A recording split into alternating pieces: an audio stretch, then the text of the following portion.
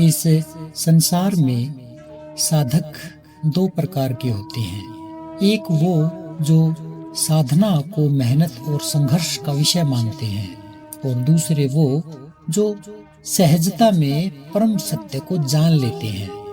अष्टावक्र गीता का 18वां अध्याय ठीक इसी भेद को उजागर करता है। यहाँ अष्टावक्र एक अत्यंत सूक्ष्म परंतु अत्यंत महत्वपूर्ण बात कह रहे हैं कि केवल अभ्यास से, केवल ध्यान और नियंत्रण से, केवल संकल्प से मोक्ष नहीं मिलता। असली मुक्ति तब होती है जब व्यक्ति स्वभावत ही शांति में स्थित हो जाता है। तो आइए अब श्लोक को समझते हैं और फिर उसकी व्याख्या करते हैं। श्लोक 33 कह रहा है, मूर्ख लोग ध्यान और नियंत्रण के अभ्यास में बहुत प्रयास करते हैं।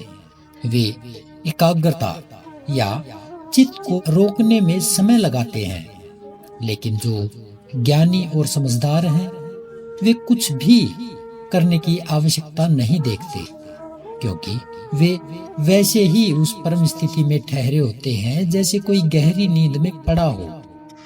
अष्टावक्र जी ने जो मुक्ति की जैसे अंतिम बात यहाँ पे कह डाली, जैसे इस सूत्र के बाद कुछ भी जीवन में जानने को शेष नहीं रहा।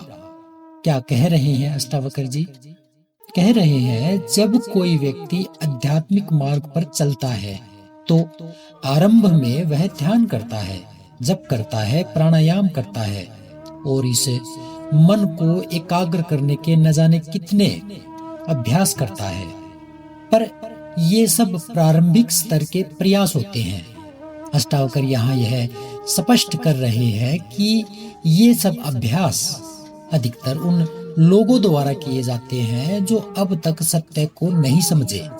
वे बार बार चित्त को नियंत्रित करने की चेष्टा करते हैं, बार बार ध्यान लगाते हैं, मन को रोकने की कोशिश करते हैं और यह मानते हैं कि ऐसा करते रहने से कोई महान उपलब्धि मिलेगी। लेकिन जो व्यक्ति वास्तव में ज्ञान को प्राप्त कर चुका होता है, जिसे आत्मा और ब्रह्म का साक्षात्कार हो गया है, वह व्यक्ति न तो मन को रोकने की चेष्टा करता है, न उसे एकाग्र करने की चिंता करता है। वह तो अपनी सहज स्थिति में ही स्थित रहता है। उसके लिए जीवन अब कोई लक्ष्य की ओर बढ़ने की दौड़ नहीं रहा। उसे न कोई कुछ करना है, न कुछ पाना है, न ही छोड़ना है। वह तो भीतर की उस शांत अवस्था में रहता है जहाँ सब कुछ पहले से ही पूर्ण है। यहाँ अष्टावक्र जी एक बहुत ही गहरी बात की ओर संकेत कर रहे हैं। अष्टावक्र जी ध्यान या साधना का विरोध नहीं कर रहे हैं। वे बस यह समझा रहे हैं कि ध्यान एक साधना मात्र है, मंजिल नहीं। जब कोई उस मंजिल तक पहुंचता है तब ध्यान करना भी एक कोशिश लगने लगता है। तब चुपचाप बैठना, सोचना, कुछ करना, कुछ ना करना सब सम हो जाता है।